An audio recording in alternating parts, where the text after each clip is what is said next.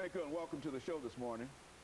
The topic this morning is the great debate, President Barack Obama. And of course we have with us to talk about the great debate, Dr. AAl-Hadid. Dr. AAl-Hadid, I think we've had many opportunities to talk about what we call the great debate.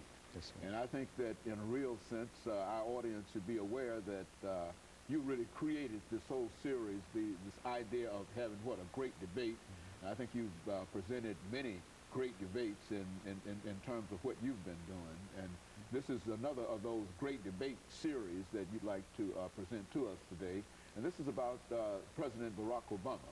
And what we want to do today is to give you an opportunity to first sort of tell our audience some few statements about your situation of being here now, and then to get into dealing with the great debate, President Barack Obama, from the point of race, religion, and politics. And so let's see if we'll start off by having you to give us some statements in reference to your situation.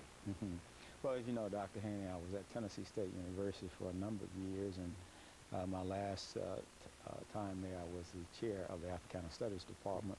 And I left university and I served as a principal of an Islamic school. So now I'm just enjoying life and writing books and then moving forward. Very good. And I understand that you're really moving forward now and enjoying life and etc. But let's talk about the first part of this great debate on President Barack Obama, and that is this issue of race. What about that?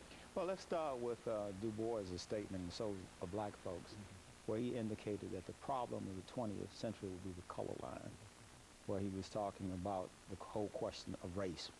And he envisioned a collection of the talented 10, who would basically be lawyers, doctors, preachers, and business persons. And these would be the race men who would lift up the race from the standpoint of leadership. And at the same time, you had Booker T. Washington, who felt that he had to produce a class of entrepreneurs and producers, people who would come from the land and produce things. So this was the initial great debate, and as you know, the forum that created Tennessee State involved the dialectics between Martin Luther King and Malcolm X around the question of integration versus separation. And I think when we come to President Barack